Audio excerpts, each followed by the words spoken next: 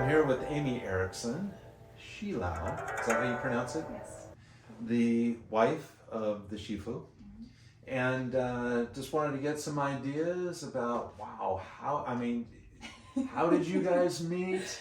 And what was that like, maybe the first time that you met Shifu, and how that kind of came off? Well, it's definitely like a divine thing, you know, because there's no way I'd ever think I was going to marry someone like this, but that's quite a long story. So I was actually going through a divorce when I met him, and I was trained, something I always wanted to do my whole life. I just never really got the chance, and then I find out there's this Kung Fu master in town. I'm like, well, when can I start? Who is this? So excited. And I'd watched, you know, Kung Fu movies and stuff. I knew a little bit about it, but I never heard of Shaolin Kung Fu. I didn't know what it was. But it was just so intriguing to me. Had you trained at all before? I hadn't got a chance. No? Okay. Honestly, my family was not. They were against anything violent, and there was a lot of things shunned upon. But so when I got older, I kind of got rebellious and was like, I'm going to do this and I'm going to do this. So anyway, I never really got into Taekwondo or anything. I had some friends that did that, but I just never, I don't know, for whatever reason, I guess I wasn't supposed to. I don't know. So anyway, I found out about him, and when I was going to train with him, I was just, the night before I was going to start, I couldn't sleep. I was so excited. Really nervous. Honestly, I woke up at 5 a.m, and I was like, I knew my life was going to change. I didn't know how or why. So a little bit of a dream come true. It was, you know, and I had been working out and getting myself in shape. I was doing like kickboxing classes online, and I just felt like I needed more and more. And so I guess I was ready for it. So you didn't faint on that first class? No, I loved it. No, it was awesome. And plus him, I just immediately meeting him, I was like, I had this connection. He was just so funny, very serious, you know, very intense and everything, and just his knowledge was amazing. But he has a huge heart, and he was so funny. And honestly, what got me first was he did the Pee Wee Herman voice that I loved as a kid, and I was just like, oh, I love a funny guy. This is awesome. So I fought feelings. We both fought feelings for a long time, and actually, it was my daughter who was like, Mom, when we were dating, Mom, you need to marry him. And I was like, I'm not marrying nobody ever. You know, he was the same. He was going to be a monk, and so kind of Emma set you guys up. She kind of did, you know. So, you know, then eventually we just slowly started to date. You know, we had been going places together. Like first, after classes, we would go have coffee or go to Subway with other classmates, you know, and friends. And then eventually it was just us going by ourselves. And then we went to the Japanese gardens. We actually went on a real date, you know, at Landry's. And so in that roughly 2 years in the beginning there, did Shaolin, in your mind, actually turn out to be what you thought it was? No, because I had no idea. I mean, honestly, I love Kung Fu Panda, and the philosophy, I know is silly, but it really is a lot. That's what we do. You know, and other things, he learned some other beliefs and religions and philosophies from other things he studied, so he taught me some of that, and I was like, wow, this all goes together. That's awesome. So because I was going through a divorce, I was trying to figure out who I was. You know, I'd been very hurt and turned into somebody I didn't want to be, and I was trying to find out who I was again. And I took all the things that I learned from him, and I was like sucking it in like a sponge, you know. I was like working out with him every day, and it saved me. It changed my life. Wonderful. And one of the most special times we had was when right before we were really we were kind of dating, but wasn't official.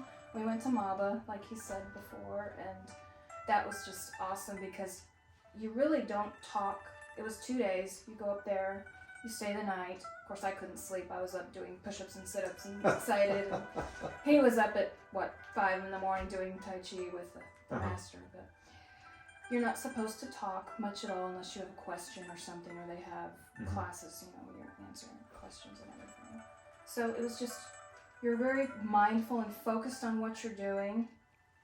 And, you know, even when you eat, you're just thinking about who prepared this food, what all the work that went into this, you know, and just focusing on that, not thinking about all your monkeys and inside chatter. And it was really calming. It really helped me a lot going Nice. there. So overall, all the training you've received Mhm. was not only a vision that you had as a young person, but it really came to fruition and helped you really focus, it sounds like, into understanding not only Shaolin, but having a better relationship with this new person in your life. Yes, and it helped every aspect of my life because I'm a hairstylist and I love to draw. I'm an artist too. Mhm. So I made him a little Master Shifu thing too. I gave him for his birthday, and a Buddha painting. Mhm.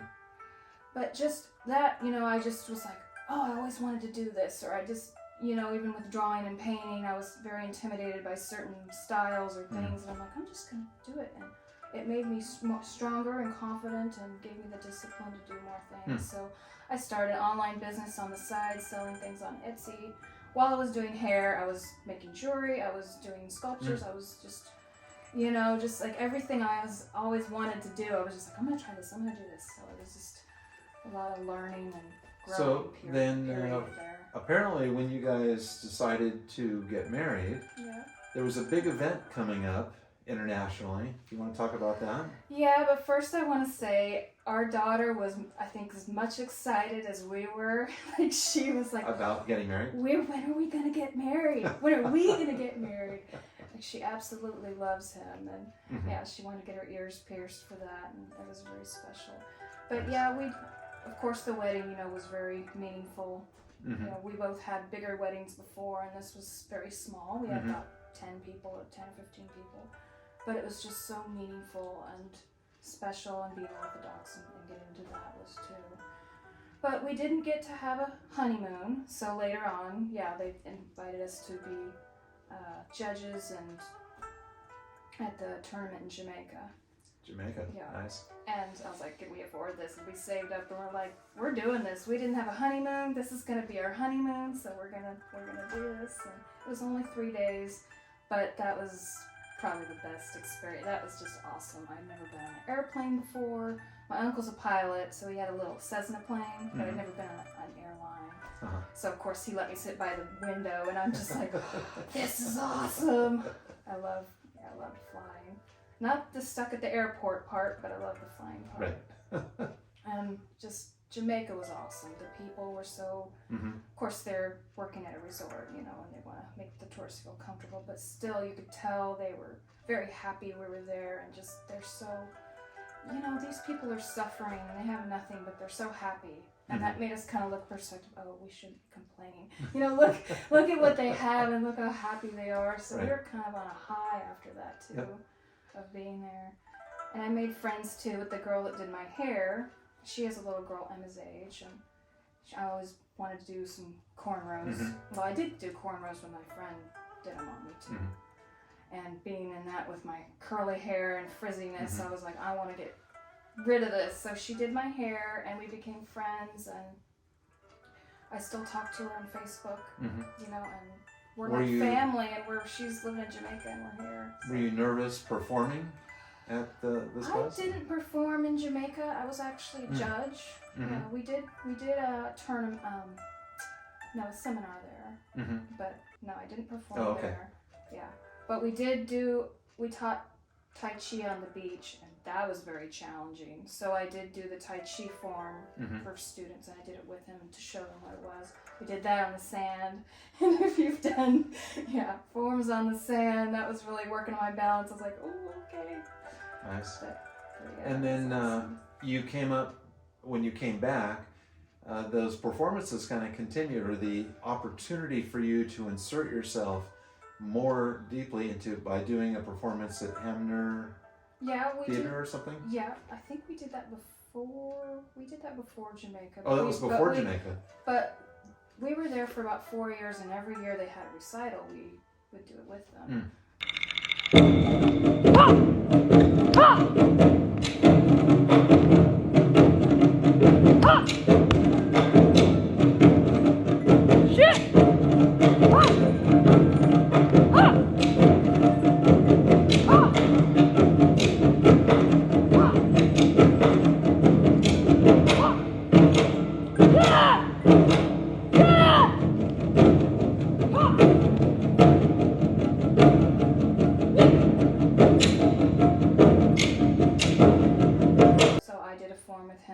some other students do Mhm. learn.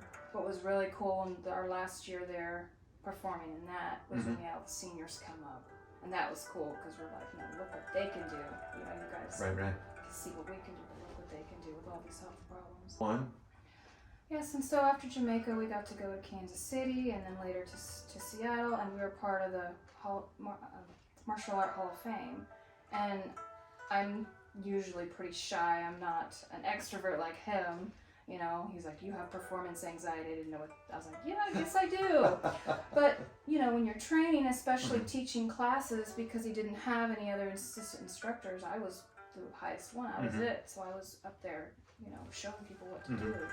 So that helped me get over that a little bit more. And then when we were in the Hall of Fame, you know, being inducted into that and given an award, I had to go up and give a speech in front of all these people.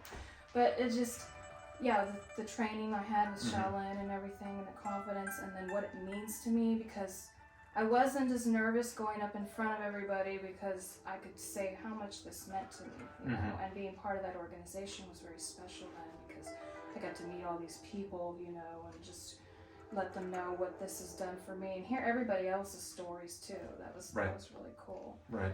But yeah. Yeah. So it sounds like the Shaolin Life has really kind of changed the way you think about things, your entrance into all of that, how you operate on a daily basis. And you want to talk about that? Yeah, I mean, it just connects everything together. You know, of course, we're Christian too, and it all goes together. All these the beliefs go together. And I try to implement it into my life when I get stressed or everything. I was like, wait a minute, I gotta remember what I learned and use that. And it's hard sometimes, but you know, it's helped us all so much too. Emma too.